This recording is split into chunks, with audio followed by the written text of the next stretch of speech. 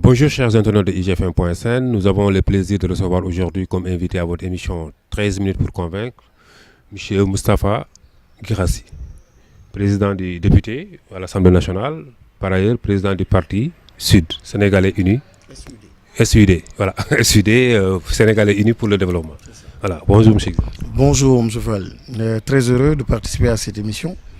Qui me donnera certainement l'occasion de clarifier un certain nombre de choses et peut-être de répondre aux attentes de vos internautes. M. Guirassy, vous avez récemment annoncé votre candidature à la présidentielle de 2019. Alors, pourquoi vous êtes candidat? Je suis candidat pour dire aux Sénégalais que je leur suis redevable. Dire aux Sénégalais que je suis un citoyen, un patriote qui a vécu au Sénégal, qui doit tout au Sénégal et qui a une façon de voir le développement donc, de ce pays-là et qui a l'obligation de faire une offre politique qui va dans le sens de la réalisation donc, d'une vision qu'il a pour le Sénégal. Et en constatant aussi malheureusement que les politiques menées jusqu'ici et surtout particulièrement par l'actuel régime est une politique qui va dans le sens de déconstruire nos acquis, de déconstruire en fait le rêve sénégalais et de déconstruire, de tuer en fait tout ce que nous avons de précieux. À tout point de vue, il y a urgence par rapport aux politiques publiques qui sont déclinées. Le système éducatif, la politique d'industrialisation, la politique énergétique. D'un point de vue sanitaire, il y a d'énormes difficultés. Mais le plus grave aussi, c'est cette cohésion nationale, cette stabilité, la paix que nous avons. Donc les menaces par rapport aux acquis démocratiques, je pense que aujourd'hui, le Sénégal est très très malade et il n'y a que des Sénégalais qui peuvent être présents à côté d'autres Sénégalais pour justement aller dans le sens de la transformation du pays. Quelle est concrètement cette offre politique que vous proposez aux Sénégalais? Elle sera déclinée, mais l'axe le plus important, ou si j'ai un petit mot pour résumer en fait cette offre-là, c'est en fait une offre politique nitée, recentrer le débat et l'offre politique autour en fait de la question qui me semble être plus importante, c'est l'être humain. Aujourd'hui, on aime beaucoup les briques, on aime beaucoup le ciment, mais il faut aimer de plus en plus donc l'être humain. Et cet être humain-là, l'aimer veut dire quoi? Veut dire repenser son système éducatif. Le capital humain et le savoir sont ceux qui, la chose essentielle et fondamentale en fait, qui portent la transformation d'un pays.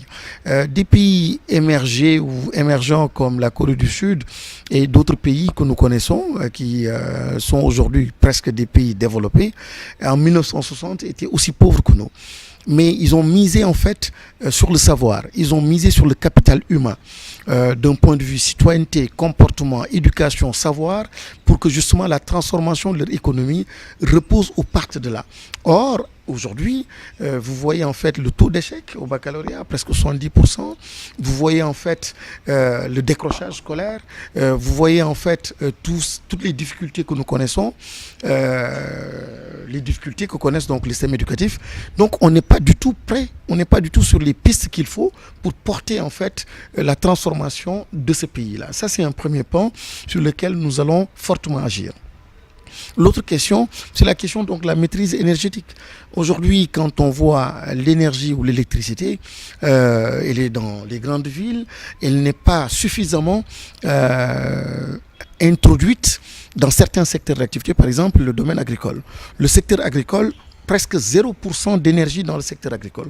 Comment pouvez-vous aller dans le sens de la mécanisation, dans le sens donc du développement de ce secteur-là, s'il n'y a aucune aucune possibilité d'amener l'énergie à ce niveau-là. En France, vers les années 1850, etc., c'était 63% de sa population active qui était dans le secteur agricole. Aujourd'hui, c'est 3%. Mais pourquoi 3%? Parce que c'est le savoir qui fait la différence. Et l'énergie qui fait la différence, ils ont pu amener l'énergie donc dans ce secteur-là. Et dans d'autres secteurs comme celui-là des transports, il faut aussi de plus en plus de l'énergie à ce niveau-là pour que ce soit plus fluide et pour que ces questions-là d'équité territoriale puissent être réglées. Donc à ce niveau, la maîtrise d'une politique énergétique extrêmement importante et qui sera transversale pour justement atteindre et pénétrer certains secteurs d'activité nous semble être fondamentale. Enfin, ou peut-être pas enfin, mais entre autres, c'est une territorialisation des politiques publiques, surtout en matière de politique industrielle. Il faut dans chaque région un moteur autour duquel l'économie de la région va reposer. Et ça, c'est ça qui va régler la question de l'emploi. Aujourd'hui, c'est être en fait dans des illusions extraordinaires que de parler d'emploi ou de solutions liées donc à la question du chômage si on ne met pas en place dans chaque pôle régional en fait un moteur qui porte cela. Et l'arbitrage en ce moment qui est fait par les autorités, par la puissance publique, c'est encore une fois l'arbitrage du colon. C'est-à-dire toujours à partir de la capitale ou quelques kilomètres, donc pas loin de la capitale, vers Diamniadio, concentrer une masse d'argent, une bonne partie de nos deniers publics, ce n'est pas comme cela qu'on va régler le problème. Donc il faut aller dans le sens d'une équité territoriale, il faut aller dans le sens d'une politique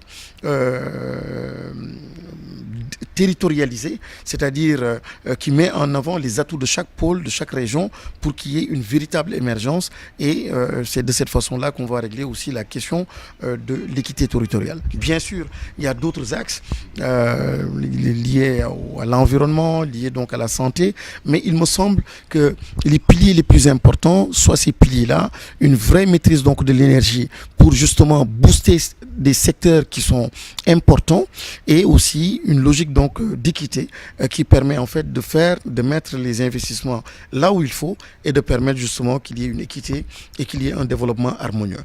Et comment comptez-vous réaliser tout ça? Je n'ai pas assez insisté aussi sur l'économie numérique. Je ne parle pas de TIC, mais je parle véritablement d'une transformation, d'une transition donc numérique digitale et d'une transformation de notre économie.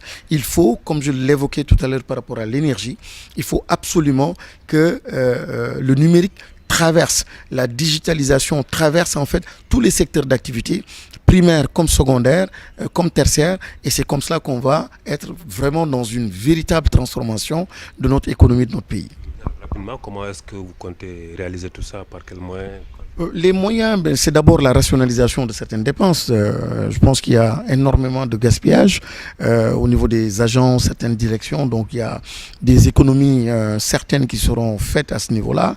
Il y a aussi ce que nous avons, ce qui se présente, cette belle opportunité-là, le pétrole que nous avons. Bon, c'est peut-être d'ici 3 ans, 4 ans, les premières mannes financières donc pourront orienter la chose.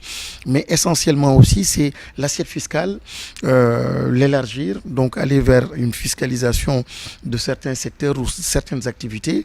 Et là aussi, prendre des options très claires. Il y a à renoncer en fait à certaines activités ou à certaines politiques, le développement de certains secteurs et carrément avoir de façon courageuse à faire des arbitrages pour justement aller dans le sens donc des axes que je venais d'évoquer tout à l'heure. Mais entre autres, et là vous me permettez de rebondir sur une question fondamentale. Il ne faut pas que le pétrole, ou en tout cas cette manne-là, serve à régler cette question-là de l'énergie. Autrement dit, si nous devons nous servir donc du pétrole pour continuer à entretenir et à maintenir, à renforcer les centrales que nous avons et liées donc à l'énergie donc fossile, on fait fausse route par rapport à l'environnement, on fait fausse route aussi par rapport justement à la maîtrise donc la question énergétique.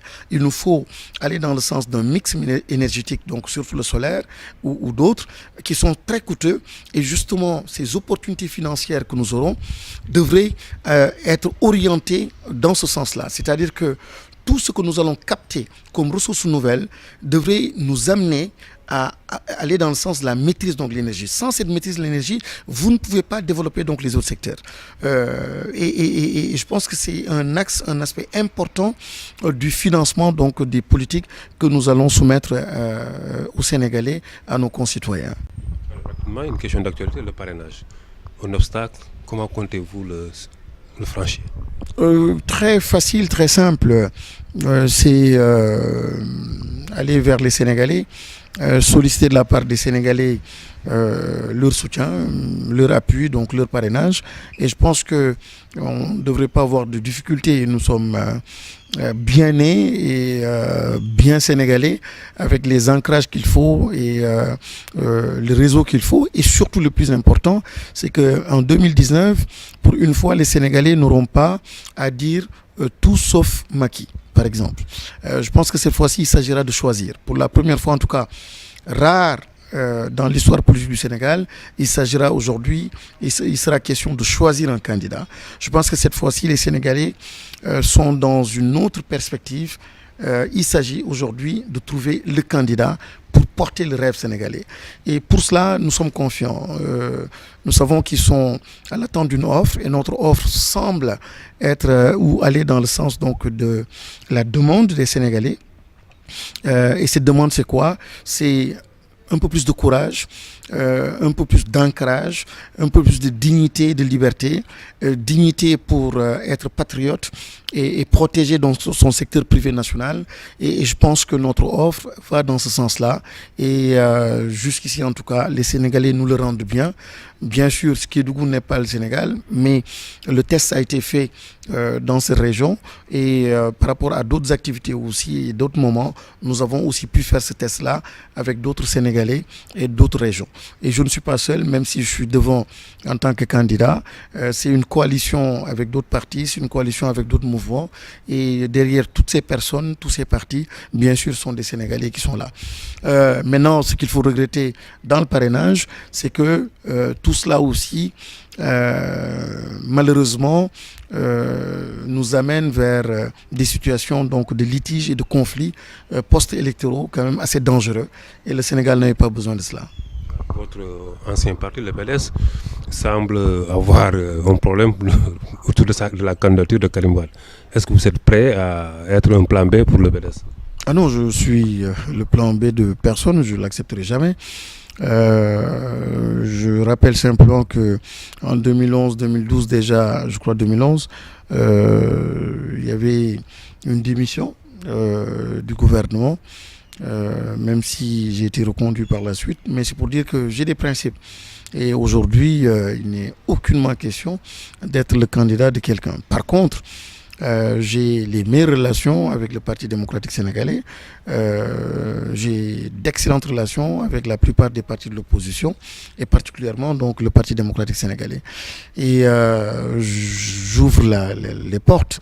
Et je propose aussi à ce parti-là, éventuellement, s'il y a à soutenir quelqu'un, que je sois un candidat. Si éventuellement il y a des difficultés au sein de ce parti-là, donc le PDS que j'ai connu.